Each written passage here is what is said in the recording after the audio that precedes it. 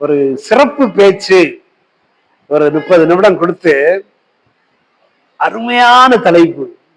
என்ன தலைப்புன்னா, செதுக்கியது தமிழ். செதுக்கிறது எப்படி செதுக்க போறாருன்னு தெரியல. இப்ப கூட ஒரு வந்திருக்காரு. ஓகே, உங்கள் பணி தொடரட்டும், நீங்கள் வாங்க வந்து செதுக்குங்க அப்படின்னு கூறி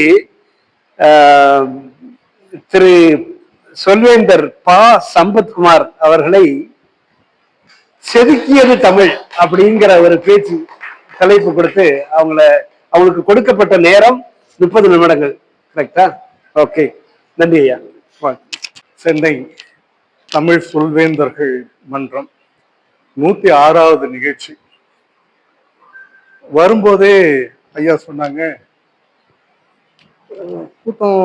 கூட்டம் இல்லையே அப்படின்னு சொன்னாங்க. கூட்டம் இருக்கா இல்லையா அப்படிங்கிறது முக்கியமே இல்லை. நாம எதிரில் இருக்கவங்களை நாம எப்படி நினைக்கிறோம் அப்படிங்கிறது தான் முக்கியம். எப்பவுமே ஒரு திறந்த பலகையில, வெண்ணிற பலகையில ஒரு கருப்பு புள்ளிய வச்சுட்டு என்ன தெரியுது அப்படின்னு சொன்னா உடனே எல்லாரும் சொல்றது கரும்புள்ளி தெரியுதுன்னு சொல்லுவாங்க. ஆனா அந்த புள்ளியை விட பல மடங்கு அதிகமான வெள்ளை நிறம் அங்க இருக்கு, வெண்மையா இருக்கு, நிறைந்து இருக்கு. அதுதான் அப்படிங்கிறத நம்ம யாருமே கருத்துல எடுத்துக்கிறது இல்லை. அதனால எந்த ஒரு செய்தியா இருந்தாலும் அதை நாம எப்படி எடுத்துக்கிறோங்கிறத பொறுத்து தான் எல்லாமே அமையும். அதனால இன்னைக்கு ஒரு அருமையான தலைப்புன்னு நெறியாளர் சொன்னாங்க. நெறியாளருக்கும் என்னை அழைத்த கவிதா அவர்களுக்கும் மற்ற சொல்வேந்தர்களுக்கும் அன்பான வணக்கம். ரொம்ப சந்தோஷமா இருக்கு. என்ன தலைப்பு அப்படின்னா, செதுக்கியது தமிழ். இப்ப இந்த தலைப்பு நீங்க எப்படி பாக்குறீங்க? ஐயா சொன்னாங்க செதுக்கி செதுக்கி செதுக்கி அப்படின்னு ஒரு சைகையை காட்டினாங்க. அப்போ செதுக்கியது அப்படின்னா அது ஏற்கனவே செதுக்கப்பட்டது அப்படிங்கிறது தான் ஒரு பொருளாகுது இல்லையா? அப்போ நமக்கு இருக்கக்கூடிய தமிழ், நம்முடைய தாய்மொழி எப்படி இருக்கு? அழகான ஒரு வடிவமைப்பில் தமிழ் அன்னையாக அணிகலன்களோடு விட்டு இருக்கக்கூடிய ஒரு மொழி. இந்த மொழியே பல நூற்றாண்டுகள், பல்லாயிரக்கணக்கான ஆண்டுகளுக்கு முன்னாடி தோன்றிய மூத்த மொழி. அந்த மொழியோடு மட்டுமல்ல, அந்த மொழியை பேணி வளர்த்த நம்முடைய மூதாதையர்கள். இந்த இருவரையும் வச்சு பார்க்கும்போது நமக்கு கிடைத்திருக்கக்கூடிய ஆவணம் எது அப்படின்னா, பழம்பெரும் ஆவணம் தமிழ் மொழியில தொல்காப்பியம்னு சொல்றோம் இன்னைக்கு வரைக்கும். அந்த தொல்காப்பியத்தில் வரக்கூடிய நூற்பாக்கள்லயே என்ன சொல்றாங்கன்னா, என்ப அப்படிங்கிற நூற்பால முடியுது. என்மனார் புலவர் என்று சொல்லியிருக்காங்க. அப்போ என்ப அப்படின்னா சொல்லுவாங்க அப்படின்னு பொருள். என்மனார் புலவர் அப்படின்னா புலவர்கள் சொல்லியிருக்காங்க அப்படிங்கிறதும் பொருள். அப்போ சொல்லியிருப்பாங்க, புலவர்கள் சொன்னாங்க. இது ரெண்டையும் சொல்லும் போது இவர்களுக்கு முந்தைய பல நூற்றாண்டுகளுக்கு முன்பே செழுமையான ஒரு இலக்கியமும் மொழியும் நம்முடையது அப்படிங்கிறது அதுல இருந்து புரியுது. எவ்வளவு பழமையான தமிழ், எவ்வளவு செழுமையான தமிழ், எத்தகைய செம்மையான தமிழ், இது எப்படி வந்தது? அது பல நூற்றாண்டுகளாக பல புலவர்கள், அறிஞர்கள் வழக்கு வழியில வந்த போதே அதை செதுக்கிக்கிட்டே வந்துட்டாங்க. இன்னைக்கு நமக்கு கிடைச்சிருக்கிற படிமம் உறுதியானதும் நிலைப்புத்தன்மை மிக்கதாகவும் இருக்கிறது, தெளிவா இருக்கு. பொதுவா எல்லா மொழிகளுக்கும் இலக்கணம் உண்டு, எல்லாத்துக்கும் உண்டு. ஆனா எல்லா மொழிகளுக்கும் இருக்கக்கூடிய இலக்கணங்களை போல தமிழ் மொழிக்கும் இருக்கிறதா அப்படின்னு சொன்னா, இது எல்லாத்த போலயும் இருக்கு, இதுக்கு மேலேயும் இருக்கு அப்படிங்கிறது தான் தமிழ் மொழி. இலக்கண வரையறைகளை தனக்கென வைத்துக்கொண்டு செப்பனிட்டு அழகாக வடிவமைக்கப்பட்டது தமிழ். அதனாலதான் செதுக்கியது தமிழ் அப்படிங்கிறது. அதை யாரோ ஒருவர் செதுக்கினார், ஏகப்பட்ட மூதாதையர்கள், தமிழ் குடிகள் இதனை செதுக்கி இன்னென்ன வடிவத்துல இருந்தா நல்லா இருக்கும், இந்த மூக்கு இப்படி இருந்தா நல்லா இருக்கும். நாம கண்ணாடி, நிலைக்கண்ணாடி முன்னாடி போய் நின்று பாக்குறோம் இல்லையா? நம்முடைய உருவம் அழகானது, அவரவர்களுக்கு பிடித்தமானது. இன்னும் சொல்ல வேண்டும் என்று சொன்னால் மற்றவர்களை விட நான் அழகாக இருக்கிறேன் என்று கர்வம் கொள்ளுகிற அளவிற்கு ஒவ்வொருவருக்கும் பிடித்தமானது அவரவர்களுடைய முகமைப்பு.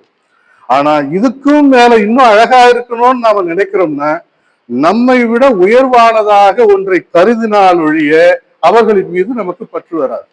அப்போ நம்மை விட உயர்வானதுன்னு நாம என்ன நினைக்கிறோம்னா நம்முடைய தாய் தமிழை நினைத்ததனால்தான் அந்த உருவத்திற்கு மேலும் மேலும் அணிகலன்களை அணிவிச்சுக்கிட்டே வந்தா அழகு கூடும் அப்படின்னு நினைச்சவங்க தான் அதை மெருகு கூட்டி இருக்கிறார்கள்.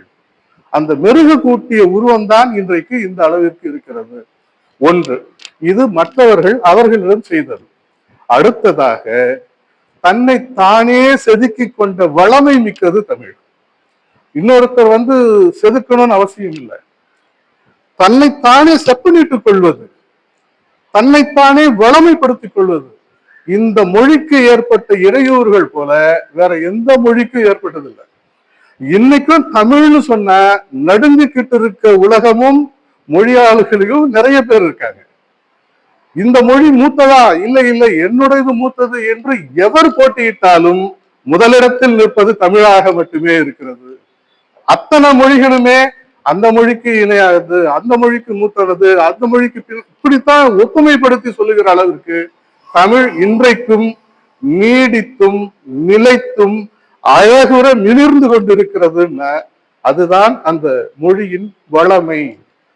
அப்போ ஒரு அழகான ஒரு சொலவடை இருக்கு, ஒரு அருமையான தத்துவமும் இருக்கு.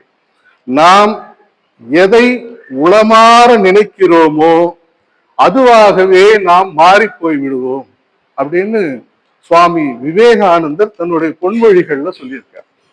அப்போ அப்படிப்பட்ட ஒரு சூழல் தமிழ் மொழிக்கு எப்படி வந்ததுன்னா, நாம் தமிழை எந்த அளவிற்கு நாம் உண்மையாக நேசிக்கிறோமோ, தமிழை நாம எந்த அளவிற்கு ஈடுபாட்டுடன் உட்கொள்கிறோமோ, தமிழில் இருக்கிற கருத்துக்களை நாம் எந்த அளவிற்கு கடைபிடிக்கிறோமோ நாம அதுவாகவே மாறி போய்விடுகிறோம். அப்ப அதுவாகவே மாறி போய்விட்டால் அதுவும் அழகா சொல்லியிருக்காங்க. யாயும் நியாயும் யாராகியரோன்ற பாடல்ல கடைசியில செம்புல பெயல் நீர் போல அப்படின்னு சொல்லியிருப்பாங்க. ஏன்னா அடுத்த 2 வரிகள் இங்க தடை செய்யப்பட்ட பகுதி ஆயிட்டதுனால அதுக்குள்ள போகல. என்ன அப்போ செம்புல பெயல் நீர் போல அப்படின்னா உலகத்திலேயே மிக தூய்மையானது நமக்கு கிடைக்கக்கூடியது 2. ஒன்று அன்னையின் பால், மற்றொன்று மேகத்திலிருந்து பொழிகிற மழை. இந்த 2ம் அதி தூய்மையானது. இந்த அதி தூய்மையானதாக இருப்பது வளமையை கொடுக்கும், உரத்தை கொடுக்கும், உணர்வினை கொடுக்கும், உள்ளத்தை தூண்டி வைத்து அவர்களை ஒப்புமைப்படுத்த இயலா உயரத்திற்கு ஈட்டு செல்லும், தன்னையும் இழந்து மற்றவர்களை வாழ வைக்கும். இதெல்லாம் அதனுடைய தன்மைகள். அப்போ அந்த தன்மைகளோட பார்க்கும்போது மழை கீழே விழுகிறது, அது வீட்டின் மேல் கூரையில் விழுகிற போது அது கடந்து போய் கிணற்றில் நிரம்பிக் கொள்கிறது. இப்பொழுது மழை நீர் சேகரிப்பு வடிகால்கள் வாயிலாக. அதே மழை சாக்கடையில் விழுகிறது, சாக்கடையில் விழுந்த நீர் சாக்கடையோடு கலந்து 2 கலந்து போய் அது தன்னையும் இழந்து அதனோடு கலந்து போகிறது. இதற்கு அடுத்ததாக செம்மண் நிலத்தில் படுகிறது, விழுகிற போது அது செம்மண் நிறமாக, செவ்விய நிறமாக, செந்நிறமாக மாறி போய்விடுகிறது. அதுதான் அவங்க செம்புல பெயல் நீர் போல ஒரு உள்ளமும் இன்னொரு உள்ளமும் 2 கலத்தல் என்பது எப்படி நிகழ்கிறது என்று அந்த பாடல் சொல்லுகிறது. அப்படி உள்ளம் கவர்ந்தவர்கள் ஒருவரை ஒருவர் இணைந்து கொண்டுகிற போது, உள்ளத்தை இணைத்துக் கொள்ளுகிற போது செம்புல பெயல் நீர் போல என்று சொல்லுகிற ஒப்புமை இருக்கிறதே, அது அளப்பரியது. அதிலும் குறிப்பாக யாயும் நியாயும் யாராகியரோ என்று சொல்லுகிற போது, உனக்கு என்னை தெரியாது, என்னை உனக்கு தெரியாது, எனக்கு கவிதாவை தெரியாது, கவிதாவை எனக்கு தெரியாது, ஆனால் நாங்கள் அழைத்துக் கொள்வது தோழர். எப்படி ஒன்றாக ஒருவரை ஒருவர் ஏற்றுக்கொள்ள முடிந்தது என்று சொன்னால் அதற்கும் நம் பாட்டன் சொல்லி இருக்கிறான், யாதும் ஊரே யாவரும் கேள்வி. நமது விசாலப்பட்ட மனது தமிழ் மரபுக்குரியது. எதையும் பரந்த நோக்கோடு பார்ப்பது, தன்னலத்தோடு பார்ப்பது அல்ல. இதுதான் மூதாதையர்கள் நமக்கு கொடுத்திருக்கிற பட்டறிவு.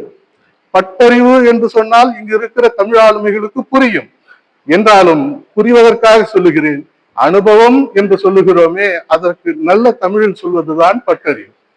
ஆக அப்படிப்பட்ட ஒரு பட்டறிவு நமக்கு கொடுத்திருப்பதுதான் உலகில் இருக்கிற அத்தனை பேரும் நம்மத்தவர்கள். நாம் எல்லா இடத்திலும் விரவி கிடக்கிறோம். இன்றைக்கு உலகம் முழுக்க தமிழர்கள் இல்லாத நாடுகளே இல்லை என்று சொல்லுகிற அளவிற்கு இருக்கிறது.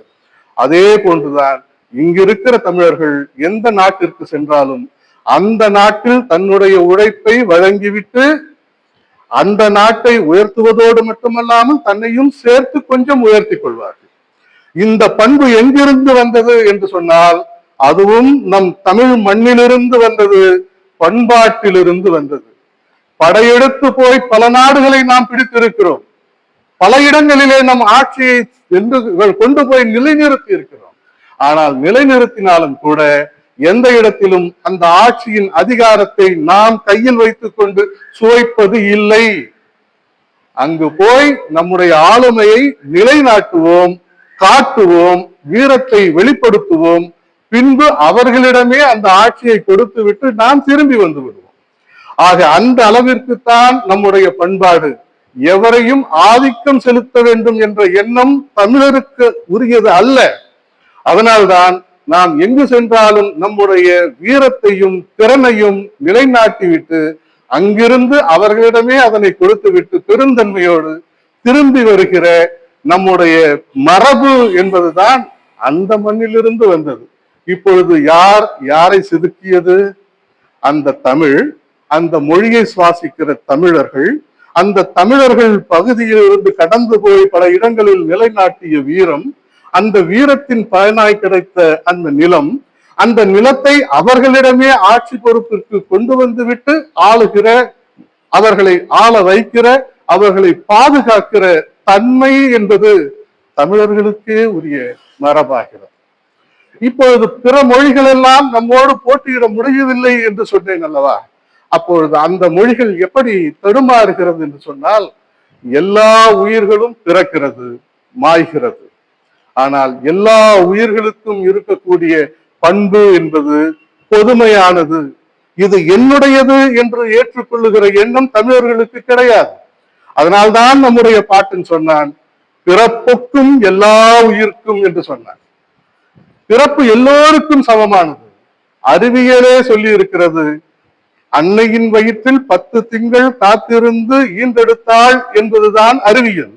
ஆனால் இன்றைக்கு வேறு வேறு சூழ்நிலைகளில் இப்படியெல்லாம் பிறந்தார்கள் என்று சொல்லிக் கொண்டிருக்கிற நிலையில் நாம் அதிலிருந்து மாறுபட்டு அல்ல எல்லோரும் எம் மக்கள், எல்லோரும் குடிமக்கள், எல்லோரும் என் இனம் என்று பாரபட்சம் இல்லாமல் அத்துணை பேரையும் அரவணைத்து சகோதரத்துவத்தோடு விளங்குகின்ற மனப்பான்மை தமிழர்களுக்கு உரியது.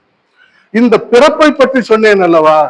மற்ற எல்லா மொழிகளுக்கும் பிறப்பு என்பது எப்படி என்பது ஆதாரபூர்வமாக விளங்கவில்லை. அதனை எழுத்துகளில் வடிக்கவும் இல்லை. ஆனால் அப்படி பிறப்பினை எழுத்துக்களில் வடிவமைத்து இலக்கணம் கண்ட ஒரே மொழி தமிழ் மொழிதான்.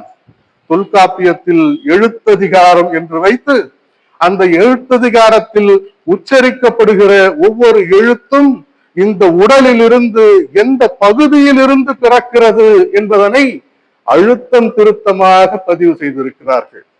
இன்றைக்கு எல்லோரும் முகம் குளிர பார்க்கிறோம், மகிழ்ச்சியாக இருக்கிறது, கண்கள் பணிக்கிறது. ஆனால் அந்த புன்னகை உங்களிடம் இதழ்களிலே உறவாடி கொண்டிருக்கிறது அல்லவா? அந்த இதழ்களின் ஒற்றுமையை பார்க்கிற போது, இதழ்கள் இணைகிற போது ஒரு மகிழ்ச்சி எல்லோருக்குமே உண்டு. அந்த இதழ்கள் இணைகிற போதுதான் தொல்காப்பியனார் சொல்கிறார், என்ன எழுத்து பிறக்கிறது என்று. இதழ்கள் இயைந்து பிறக்கு என்ன பகார மகாரம் என்று சொல்கிறார். ப என்று சொன்னாலும் இதழ்கள் இணையும், ம என்று சொன்னாலும் இதழ்கள் இணையும். ஆக பகரமும் மகரமும் எதிலிருந்து பிறக்கிறது? இதழ்கள் இணைந்தால் பிறக்கும் என்ற குறிப்பு இருக்கிறது அல்லவா? இப்படித்தான் ஒரு ஒளி வரும், உருவாகிறது, பிறக்கிறது என்பதனை மிக தெளிவாக எடுத்து காட்டியிருப்பது தொல்காப்பியம். தொல்காப்பியத்தின் பிறப்பியல் அதிகாரத்திலே 90வது நூற்பா இது.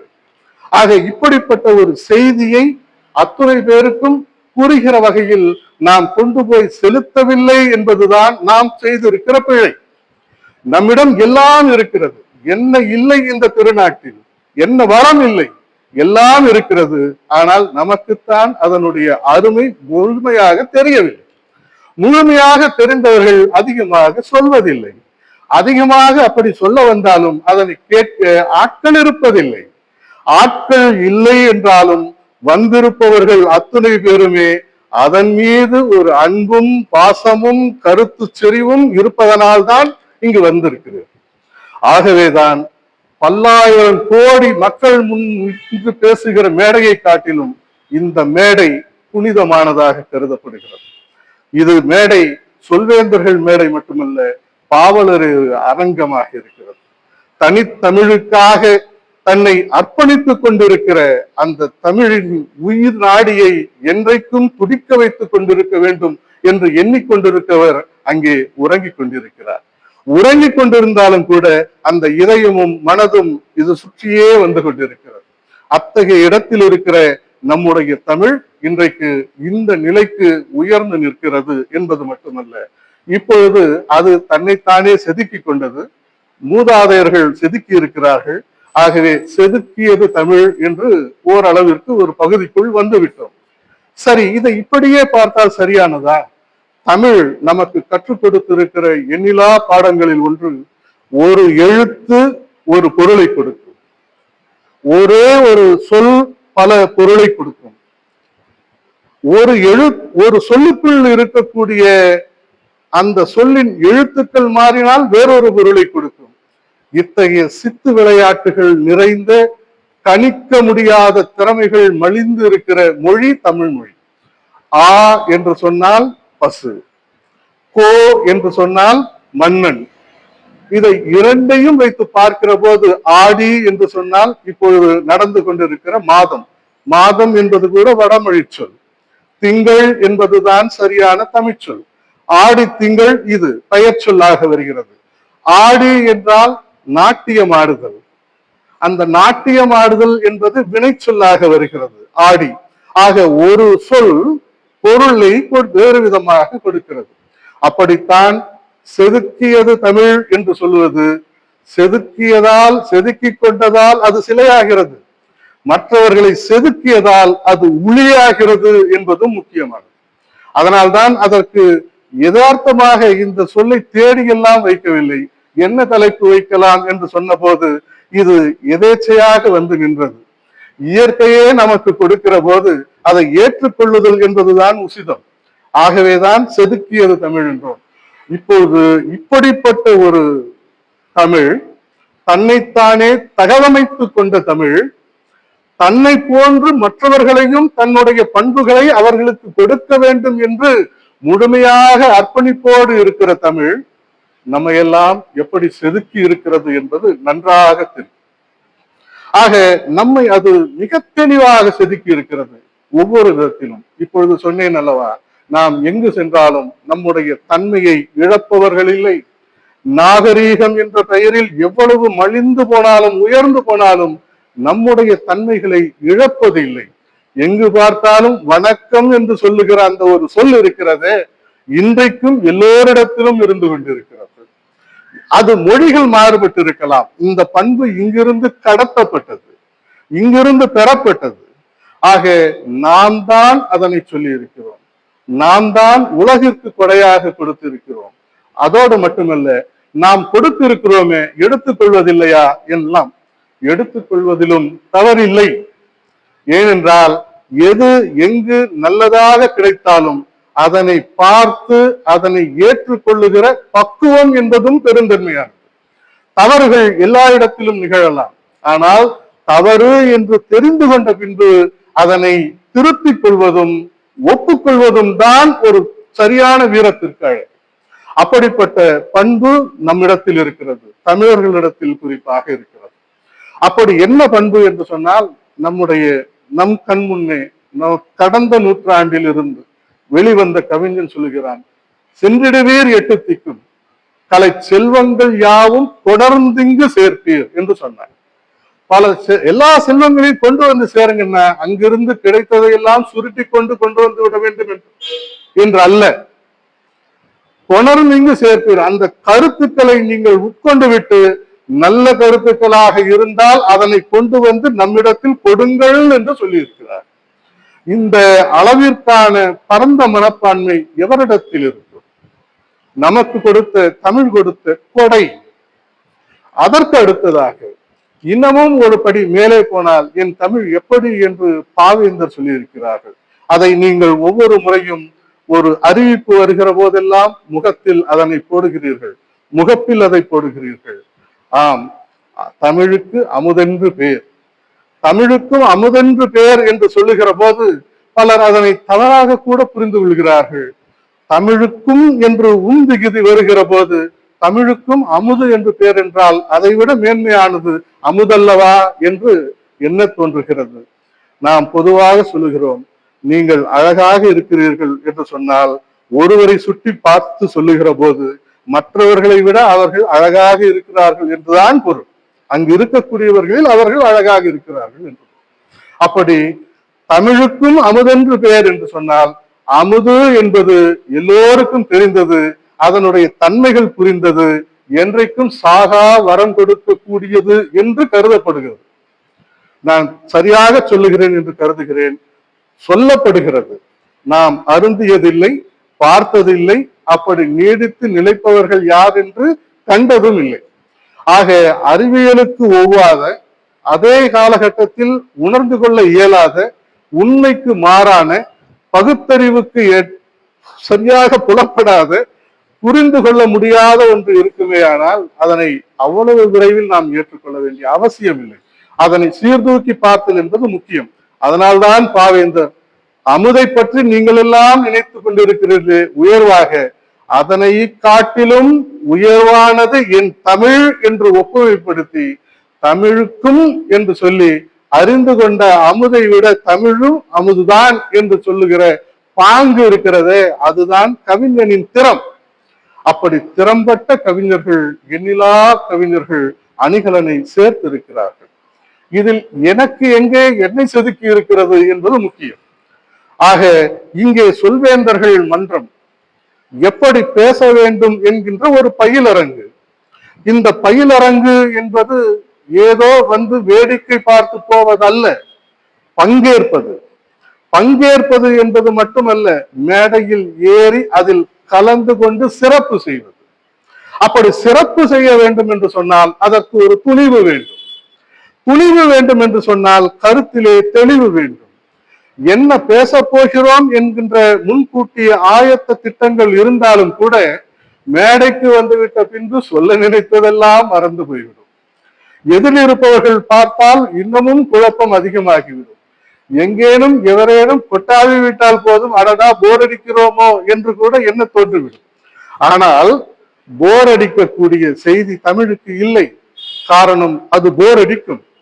ஒரு விதத்தில் எப்படி போர் அடிக்கும் என்று சொன்னால், என்னுடைய தஞ்சை பெருவளத்தான் சோழன் சொன்னானே, அவர்களுடைய விவசாயம் எல்லாம் செய்து முடிக்கிற போது மாடு கட்டி போரடித்தால் மாளாது என்று ஆணை கட்டி போரடித்தார்கள் என்று சொல்லுவார்கள்.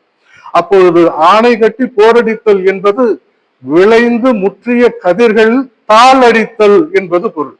அதற்கு பேர்தான் போரடித்தல் என்று தூய தமிழ் பெயர். அப்படி போர் அடிக்கிற தமிழ் சமூகம் நாம். ஆக மற்றவர்களின் மனதை போரடிக்கிற தமிழ்ச்சங்கமாக இருக்காது. ஆகவேதான் இங்கே வந்து அந்த பயிற்சி களம் என்பது முக்கியமானது. ஒரு இடத்தில் ஏறி பேசுகிற போது நடுக்கம் என்பது இயற்கை, தயங்கி விடக்கூடாது. தயக்கம்தான் மிகப்பெரிய எதிரி. சோர்வும் அச்சமும் தான் நமக்கு மிகையான சுமையை கொடுக்கும். என்னுடைய 3வது படிக்கிற வயதில் மேடை ஏறி உறுதிமொழி சொல்வது என்பதுதான் முக்கியம். நான் படித்ததெல்லாம் அரசு பள்ளி. அந்த பள்ளியில் மேடை ஏறி இப்படித்தான் ஒரு திண்ணை இருக்கும், மாணவர்கள் எல்லாம் கீழே இருப்பார்கள். உறுதிமொழி என்று சொன்னவிட்ட பின்பு உடனே மேலே ஏறி சொல்ல வேண்டும். இதற்கு ஒரு போட்டி நடக்கும். அந்த போட்டியில் யார் முதலில் ஏறி சொல்வது என்பதுதான் அந்த போட்டி. உடனே எகிரி மேலே ஏறி நின்று உறுதிமொழி என்று சொல்லுகிற போது ஏற்படுகிற அந்த சின்ன பயிற்சியை காட்டிலும் கிடைக்கிற தைரியம், அந்த தைரியத்தோடு கிடைக்கிற நம்பிக்கை, அந்த நம்பிக்கையோடு கிடைக்கிற தெளிவு, இது அனைத்தும் ஒன்றோடு ஒன்று தொடர்பு கொண்டது. அந்த தொடர்பை நாம் வளர்த்து கொண்டோம் என்று சொன்னால் நிச்சயமாக மிகப்பெரிய சொல்வல்லாராக உயர்ந்திட முடியும். அப்படித்தான் இன்றைக்கு வரை நடந்து கொண்டிருக்கிறது. இந்த சொல்வல்லார் மன்றம் மிக சிறப்பாக அனைவரையும் அழைத்து ஊக்கப்படுத்தி கொண்டிருக்கிறது என்பது மற்றொரு சிறப்பு. இது எப்படி எனக்கு செய்தது என்று சொன்னால், நான் 12ஆம் வகுப்பு படிக்கிற போது எல்லோரும் நிறைவு பெற்று வெளியில் வருகிற போது அங்கு இருக்கக்கூடிய நமக்கு பயிற்றுவித்த அத்தனை ஆசிரியர்களையும் ஒன்றாக அழைத்து அவர்களுக்கு ஒரு விருந்து ஓம்பல் செய்வது என்பது நடக்கிற பணி. அப்படி நடக்கிற போது அந்த விருந்தோம்பலில் நான் ஒரு கவிதை எழுதி நன்றியுரையாக படித்தேன். நன்றியுரை என்பது பொதுவாக சொல்லாடலில் இருக்கும், கவிதையாக படித்தேன். அந்த கவிதையை பாராட்டி என் தலைமை ஆசிரியர் எனக்கு கொடுத்த முதல் பரிசு. அந்த முதல் பரிசு எனக்கு கொடுத்த நம்பிக்கை, அடடா நாம் கூட கவிஞராகிவிட்டோம் என்கின்ற ஒரு தெம்பு. இன்றைக்கு கூட அந்த கவிதையை படித்தால் அது கவிதையா என்று எனக்கே என்ன தோன்றும். ஆனால் அந்த தலைமை ஆசிரியர் கொடுத்த ஊக்குவிப்பு இருக்கிறதே, அந்த ஊக்குவிப்பை தான் இந்த சொல்வேந்தர் மன்றம் செய்து கொண்டிருக்கிறது. இன்றைக்கு திரைப்படத்தின் பாடலாசிரியராக பாடல்களை எழுதி கொண்டிருக்கிறேன் என்று சொன்னால் அந்த நிலை உயர்வுக்கு என் பள்ளியின் தலைமை ஆசிரியர் கொடுத்ததுதான் ஊக்கம். அப்படிப்பட்ட ஒரு நல்ல ஊக்கத்தை நம்முடைய மன்றம் வழங்கி கொண்டிருக்கிறது என்பதுதான் இதில் மற்றும் ஒரு சிறப்பு. இது எங்கிருந்து வந்தது? மீண்டும் தமிழ் மொழியிலிருந்தே வந்தது. அந்த மொழி தான் செதுக்கி கொண்டது. என்னை அலங்கரித்தவர்களை நான் அலங்கரிக்க வேண்டும் என்று அந்த மொழி நினைத்தது. அந்த மொழி எப்படி நினைத்தது? நாம் உள்ளுக்குள் தமிழன் என்று நாம் நினைக்கிற போது ஏற்பட்ட உணர்வு, அந்த உணர்வும் உணர்ச்சியும் ஒன்றர கலந்து நமக்கு ஏற்படுத்தி கொடுத்தது. அப்படி ஏற்படுத்தி கொடுத்த அந்த மொழியின் உணர்வு தான் இன்றைக்கும் நாம் சொல்லிக் கொள்ளுகிற அளவில் உலக அரங்கில் முதன்மையாக இருந்து கொண்டிருக்கிறோம். இவையெல்லாம் கடந்து போனதை பேசி என்ன பயன்? பழம்பெருமை பேசியே பாழாய் போகிறீர்களே என்று கூட சொல்லலாம். அல்ல, இன்றைக்கு கணினி புரட்சியில் கூட நாம் தமிழில் விஞ்சுகிற அளவிற்கு முன்னேறி இருக்கிறோம். இன்றைக்கும் அந்த கணினி உலகை ஆள்கிறது என்று சொன்னால், உலகை ஆள்கிற கணினியை ஆளுமை செலுத்துகிறவன் தமிழன் என்று சொல்லுவதில் மிகப்பெரிய பெருமை இருக்கிறது. அந்த ஆளுமைதான் இன்றைக்கு நிர்வகித்துக் கொண்டிருக்கிறது. இங்கிருந்து தமிழர்கள் தான் பல இடங்களுக்கு, பல தொழிற்சாலைகளுக்கு, பல மென்பொருள் தயாரிப்பு நிறுவனங்களுக்கு தங்களுடைய பங்களிப்பை உயர்வுக்காக வளைத்துக் கொண்டிருக்கிறார்கள். தன்னையும் உயர்த்தி கொண்டு உலகையும் உணர்த்தக்கூடிய உன்னதமான பணியை தமிழ் மக்கள் செய்து கொண்டிருக்கிறார்கள் என்று சொன்னால், எல்லோரையும் ஒன்றாக நினைக்க வேண்டும் என்று எண்ணிய தமிழ் மொழியின் ஆளுமை, தன்னை செதுக்கி கொண்டதை, தான் செதுக்கி வைத்தவர்களை தானே அவர்களிடம் இருந்து உள்ளிருந்து உயர்த்த வேண்டும் என்று எண்ணுகிற பாங்கு தமிழ் மொழியின் வாயிலாக நமக்கு கிடைத்திருக்கிறது. ஆகவே செதுக்கியது மட்டுமல்ல தமிழ், செதுக்குவதும் தமிழ். ஒளியாக மட்டுமல்ல, அது உன்னதமாகவும் இருக்கிறது என்பதை தமிழ் மொழி மட்டுமே நமக்கு உணர்த்தி கொண்டிருக்கிறது.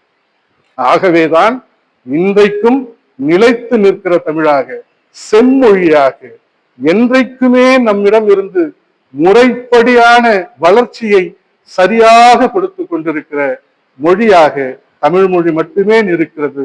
ஆக அப்படிப்பட்ட ஒரு தமிழ் மொழியை நாம் நேசிப்போம், சுவாசிப்போம், குருதியோடு கலர்ந்து உணர்வோடு அதனை மேன்மையை போற்றுவோம் என்று சொல்லி வாய்ப்பளித்த அத்துணை நல்ல உள்ளங்களுக்கும் நெஞ்சார்ந்த நன்றியை தெரிவித்து விடைபெறுகிறேன். நன்றி, வணக்கம். அருமை அருமை அருமை. ஒரு 30 நிமிடம் அப்படியே ஒரு நிலையில இருந்து அடுத்த நிலைமைக்கு கொண்டு சென்று விட்டார் சகோதரர் ப. சம்பத்குமார் அவர்கள். செதுக்கியது தமிழ், செதுக்கி கொண்டிருப்பது தமிழ். தமிழ் என்பது யார்? தமிழுடைய மரபு என்ன? தமிழர்களுடைய மரபு என்ன? தமிழர்கள் என்ன பண்ணிட்டு இருக்காங்க? இன்னும் கணினி முகத்தில் கூட தமிழர்கள் என்ன பண்ணிட்டு இருக்காங்க? எல்லா பற்றி ஒரு நல்ல ஒரு தலைப்பில் செதுக்கியது தமிழ் என்பது பத்தி ரொம்ப ஒரு நல்ல ஒரு பேச்ச கொடுத்தாரு. மாடு கட்டி போரடித்தால் மாளாது செம்மல் என்று யானை கட்டி போரடிக்கணும்னு. அந்த போரடிக்கிறதையே வந்து இப்பதான் இன்னைக்குதான் எனக்கு ஒரு புது விளக்கமே கிடைச்சது. ஓ, இதுதான் போர் அடிக்குதா அப்படிங்கிறது. தமிழுக்கும் அமுதென்று பேர். அது ஒவ்வொரு இதையுமே தமிழ் தன்னைத்தானே செதுக்கியது தமிழ். அதுலயும் வந்து தொல்காப்பியத்துல எப்படி ஒவ்வொரு எழுத்தும் வந்து எங்க இருந்து தோன்றுச்சு, நிறைய அருமையான தகவல்கள். நன்றி சம்பத்குமார் அவர்களே, உங்களுக்கு மிக்க நன்றி.